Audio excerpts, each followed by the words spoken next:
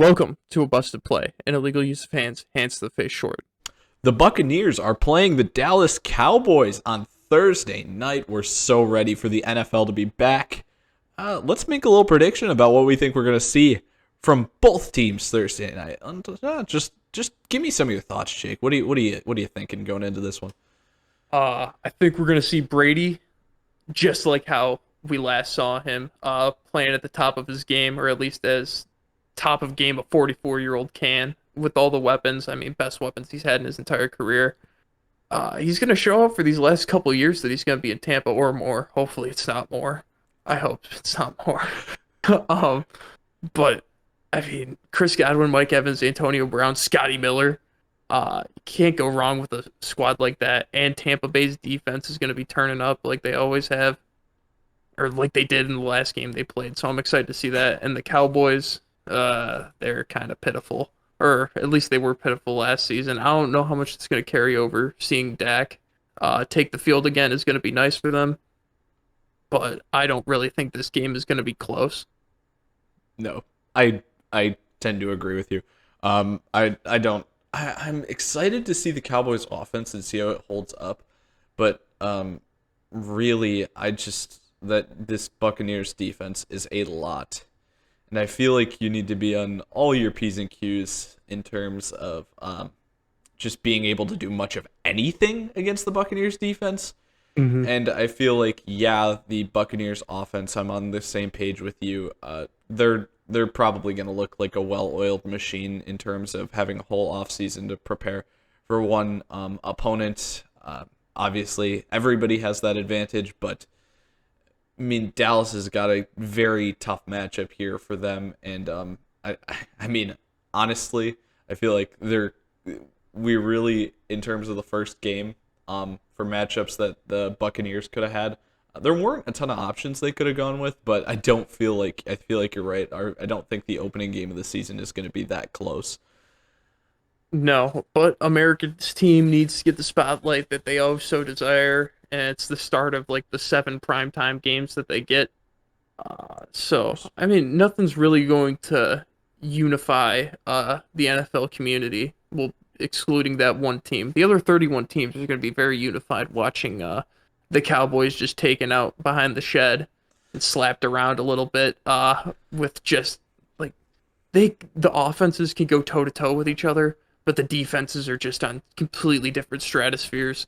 Uh, it, like it, the Cowboys is so young and unproven, and all their corners except with like Trayvon Diggs, the other guys are like day 3 picks or undrafted guys that are going to be starting out there, which I don't know if you want like an undrafted guy or a 5th round pick going up one on one with Chris Godwin, Mike Evans, Scotty Miller.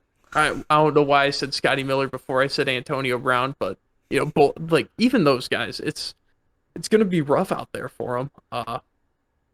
And Yeah, also the Cowboys are missing Zach Martin too.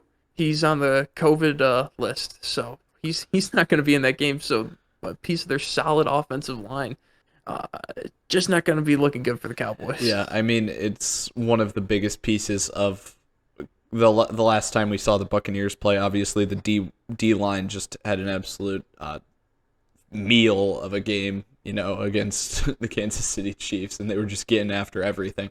So, I mean, that's obviously what I think everybody's going to look at again just when they open the season is, wow, what's the D-line? How's the D-line going to open up again this year, considering they're playing another team that's really pass happy when they have all their starters, at least like Hmm. much more, known last season while Dak was playing for being able to throw the ball rather than what they were doing on the ground when Dak was in the game.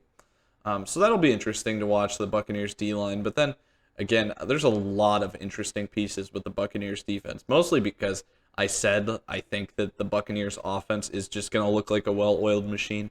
If they really start off slow or have much of any difficulty moving the ball here, I'll be surprised, but I'll be very interested. I mean, whenever you have a team that you think is going to win by a decent margin, I'm actually rooting for the underdog in this case. So I'm kind of rooting for the Cowboys because I don't expect, whenever the Bills aren't in a game, I always root for the team that I don't think is going to win, really, when I'm actually watching, because I want a close game. Um, this is just like Roger Goodell does. But Hmm. he always roots for the loser. Um, but yeah, with that being said, I mean, I'm looking to the Cowboys defense to really see what parts of the defense can actually splash and look good. I mean, we've talked about this linebacking core all offseason because we got guys like Leighton Vander Esch and Jalen Smith returning who like are good, but in like last year didn't look so great. And then they add guys Micah Parsons and Keanu Neal, who is now a linebacker. I mean, the entire linebacking core is just a huge like what's that actually about to look like during the season when all four of those guys are allowed to play at the same time. And then on the other hand, they've still got a bunch of guys on the defensive line that are like big name guys that could really get after it, but just like Leighton Vander Esch and Jalen Smith really didn't have like big years last year for whatever reason that was. They just couldn't get stuff going on the defensive side of the ball. So it's really going to be interesting to see how all those guys come together again. And yeah, as for the secondary, though, the secondary, I can't say there's too many guys that I'm really expecting to help them out a lot. The only thing I'll really point out for the secondary that I want to mention about is really with kind of how just, man, the safety position is for them. I mean, Keanu Neal was like one of the best safeties, or I mean, he was a very good player, to say the least, at the safety position for the Atlanta Falcons last season. And it's strange to move him to linebacker when, as I mentioned before, we already have three guys there for them that I'd say I'm at least somewhat confident in. And really no guys at the safety position that I'm like, oh, that is definitely a good player. So I don't know. Any thoughts to add on those things? Uh, yeah, I mean, like I said before, with that secondary, just those young guys, I'm gonna be excited to see how they do. Like, I'm gonna be rooting for Nashawn Wright and Israel Mukwamu. Just like I love to see young guys succeed when they go out there. It's gonna be a big challenge for them.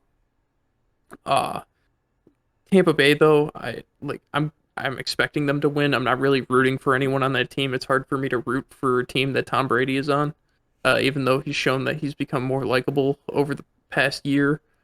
Uh, but I mean, I hope the special teams is good. Wow. Wow, I didn't think we'd get around to that.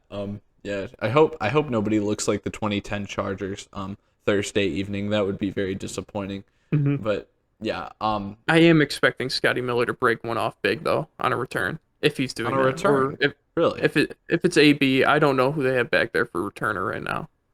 What if it's Jalen Darden? He's electric, man. He Yeah. is electric. I mean, Oh, like I said, I feel like the Buccaneers were pretty nice to Tom Brady, talking to him this offseason, saying, "Hey, you basically are the reason we just won a Super Bowl. Like, we'll pick whoever the heck you want." And he was like, "Give me there's that Darden kid," yeah, and he was just like, yeah, "Yeah, bring him here." Because it's like, even though he already has a stacked receiving core, he's like, "Well, I mean, if I get to help myself, I'm just gonna add more to my weapons." yeah. And maybe they use Kyle Trask in the red zone, like we hope that some team would. They get another weapon.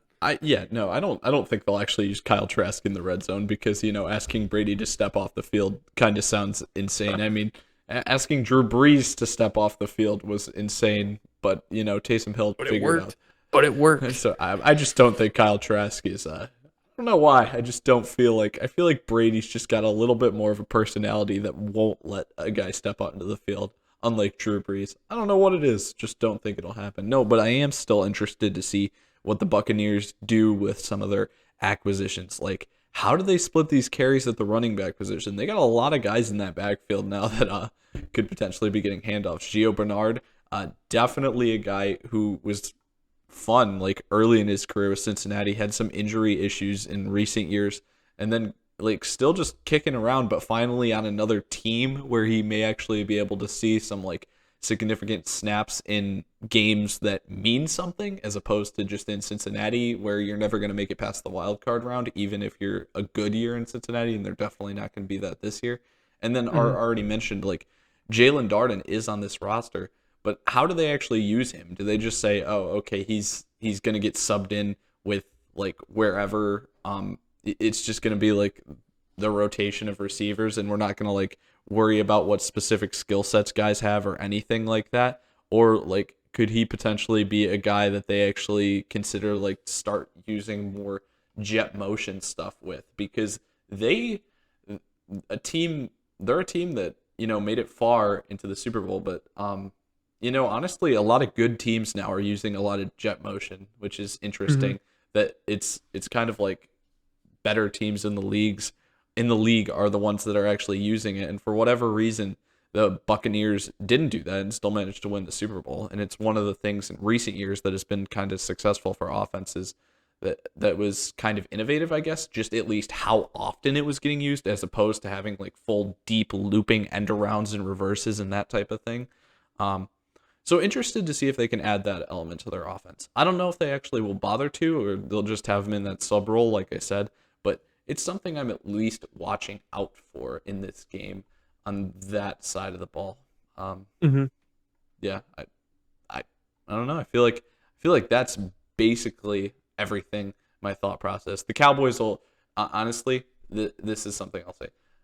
I feel like if the Cowboys struggle on offense, it's more likely that it's because of turnovers rather than them like drives stalling out. Like I don't think it's Hmm. going to be like they punt too much. I feel like it's going to be the fact that the Buccaneers can control the football more. Like they'll both move the ball really well, but you know, Dak, Zeke, somebody will screw up. Somebody will drop a pass will go through somebody's hands for the Cowboys that doesn't go through the hands of the Buccaneers player, and they'll they'll lose because they lose the turnover margin.